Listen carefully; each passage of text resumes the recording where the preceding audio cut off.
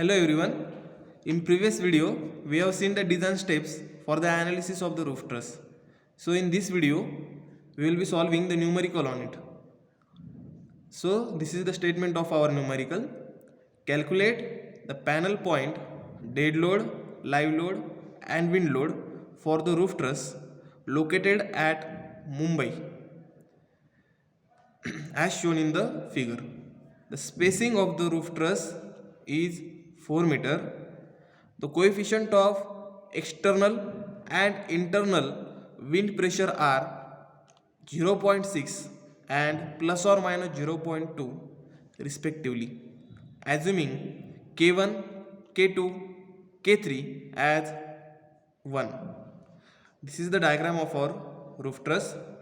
The span of the roof truss is 16 meter. Rise of the roof truss is 3 meter. This is the given diagram. And following are the nomenclature assigned to the roof truss. That is, for the bottom chord they have mentioned L0, L1, L2 and so on. And at the top chord they have mentioned U1, U2, U3 and U4. So as the first step, we need to calculate the geometry of the roof truss. So the geometry of a roof truss, theta is equals to tan inverse of rise divided by half the width of the span. So 3 and 16 by 2 is 8. That's why the theta will be equals to 20.55 degree. Then the length of the principal rafter. It is calculated by Pythagoras theorem. This inclined length is calculated by formula under root of rise square plus half the width of the span, which is equals to 3 square plus 8 square. Square root by taking the square root of the answer, the length of the principal rafter is 8.54 meter. The width of each panel, that is this inclined width, is equals to length of the principal rafter, which is equals to 8.54 meter divided by number of panel. Here the number of panels are 1, 2, 3 and 4. So dividing this length of the principal rafter by number of panel, we will be getting width of each panel, which will be equals to 2.13 meter. Now the width of the plan. The width in the plan is equals to width of each panel multiplied by cos of theta. We are projecting the inclined length into the plan. That's why we are multiplying this width by cos of theta. So width of each panel is 2.13 and the cos of theta is 20.55. So the width in the plan is 2 meter. Then plan area. Plan area is equals to width in the plan multiplied by spacing, and spacing is 4 meter, which is given to us. So the plan area is 8 meter square. So in this way we have calculated all the geometry for the truss. Now our next step is to calculate the load which are acting on the roof truss. The first load which is acting on the roof truss is dead load, and it is calculated by using IS 875 part 1. As there is no roof cover given in the numerical, so we need to assume the roof type of a roof cover. So we have assumed here AC sheet as a roof cover. So unit weight of roof cover will be equals to 130 Newton per meter square. Then the unit weight of purlin is equals to 120 per Newton per meter square. Then weight of the bracing, we can assume it between 12 to 15 Newton per meter square. So here it is 12 Newton per meter square. Then self weight of the roof truss, it is calculated by formula L by 3 plus 5 multiplied by 10. L is the span of the truss. So 16 by 3 plus 5 into 10, which is equals to 103.33 Newton per meter square. So total dead load is nothing but summation of weight of roof covering, weight of purlin, weight of bracing, and the self weight of the roof truss, which is equals to 365.33 Newton per meter square. Then we have to transfer this total dead load on the intermediate panel point. To transfer this load on the intermediate panel point, we need to multiply this total load by the plan area. So plan area is 8 meter and the total dead load is 365.33, and therefore the total load on each panel will be 2.92 kilonewton. Thereafter, this total load is distributed on the end panel. So we are dividing this total panel point load by 2, which will be equals to 1.46 kilonewton, and this will be the load on the end panel. The next step is we have to draw the panel point load diagram. You may observe these are the panel points, and on this panel point this dead load is acting, that is 2.92 kilonewton, and on the end panel it is 1.46 kilonewton, which is nothing but the half of this loading. Then our next step is to calculate the live load. For calculation of the live load, we utilize IS 875 part 2. Now, as our theta is greater than 10 degree, that is 20.55 degree, we have a formula to calculate the live load, which is equals to, live load is equals to 750 minus 20 into bracket theta minus 10, and we must note that this load should not be less than 400 Newton per meter square. If at all this load comes less than 400 Newton per meter square, we have to assume this minimum live load as 400 Newton per meter square. So substituting our values into the formula, we get the live load as 539 Newton per meter square. Now we are aware that the live load is transferred by the purlin to the panel point.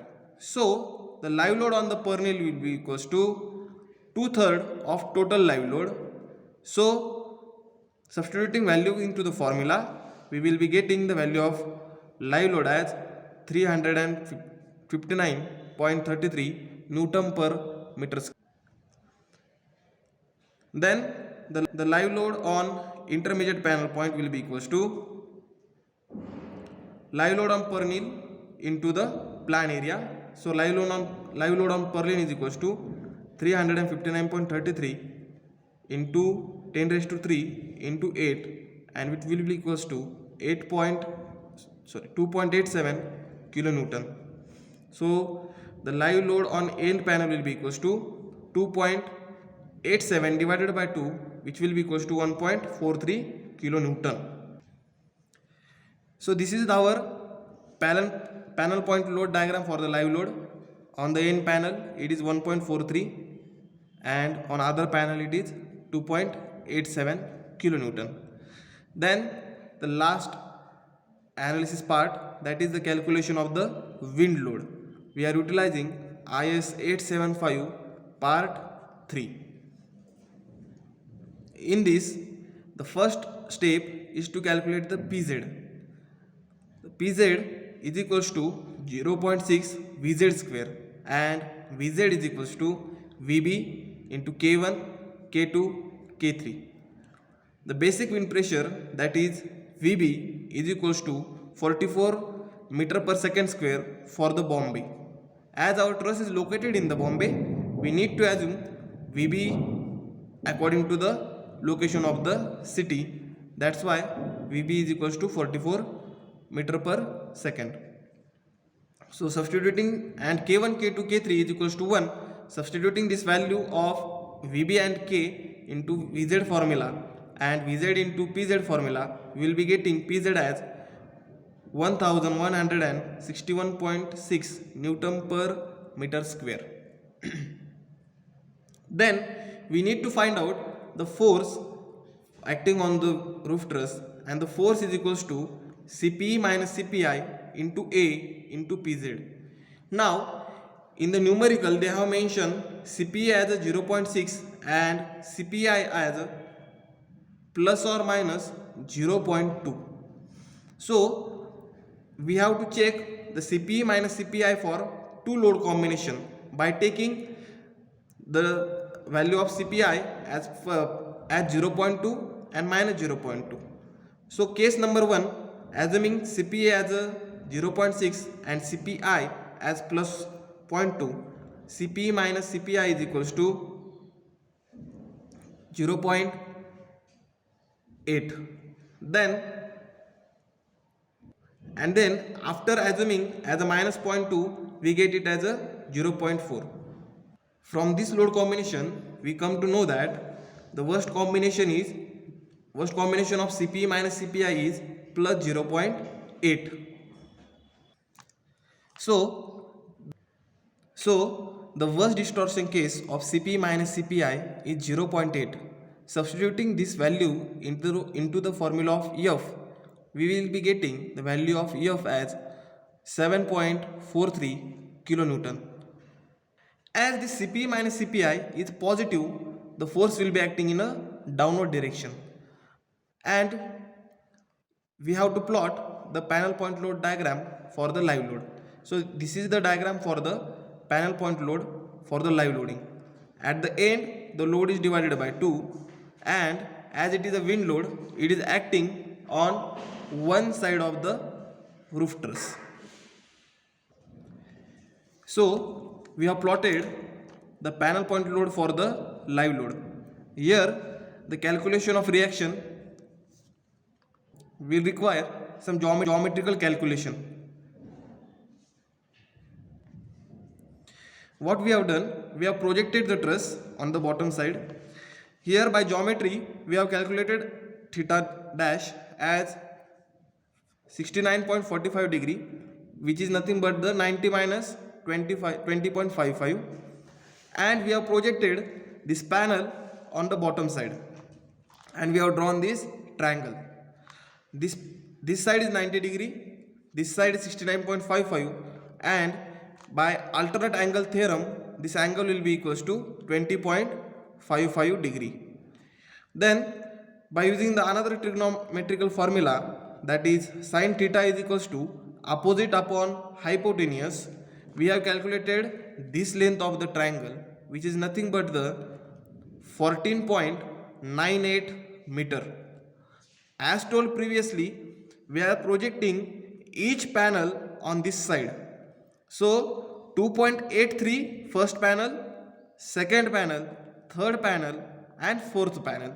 So remaining distance will be equals to 14.98 minus 4 times the width of each panel, which is nothing but 6.46 meter. So now we have to calculate the reaction at RA and RB, that is at support A and support B. So to calculate this reaction, we need to take moment about point A. So moment about point A will be equals to 7.43 kilonewton. We are assuming anti-clockwise as a positive. So the first panel load minus 7.43 into 2.3 meter first panel width minus second panel point load, that is 7.43, the width will be equals to 2.1 plus 2.1, which will be equals to 4.26. Then the third panel point load 7.43 and the last panel point load 3.71 into 8.85 and RB into 14.98, that is the total distance. In this way we have calculated the reaction RB, which is equals to 7.91 kilonewton. Similarly, by taking moment about point B, we are getting reaction about point A, that is Ra is equals to, which is equals to 19.94 kilonewton. Now after calculating the reactions, we need to put these values into the table, which is shown as below. First column of the table is member. The member is principal rafter. The element is suppose L0 U1. Length is 2.13 meter. By analyzing the dead load, the dead load is about minus 29.11 kilonewton. Then by analyzing the live load for the member, it is minus 28.63, and wind load is for minus 46.98. Then according to the IS code, our dead load combinations are 1.5 into dead load plus live load. Another load combination is 1.5 into dead load plus wind load, and the third load combination is 1.2 into dead load, live load, wind load. Substituting these values of dead load, live load and wind load into the respective formula, we are getting the value of U0L1 for the first load combination as minus 86.61. Second value for second load combination is minus 114.01, and for the third load combination it is minus 24.36. So from amongst these three values, we have to calculate, or we have to find out maximum tension value. So here maximum tension value is 0, and the maximum compression value, for the rafter is minus 114.1 kilonewton. So maximum compression value will be minus 114.01 kilonewton, and this will be the design force value for this principal rafter member L0U1. Similarly, for the main tie, which is a tension member L0L1 of length 2 meter, the maximum value for the compression is 0 and the tension is 115.90. So for zero force member, that is L1U1, the forces are 0. And finally, the principal rafter carries a load of 114.01 kilonewton compression, and main tie carries 160 kilonewton load, which is nothing but the tension force. Now the next step is to design this member, and we will be learning how to design this member in the next video. Thank you.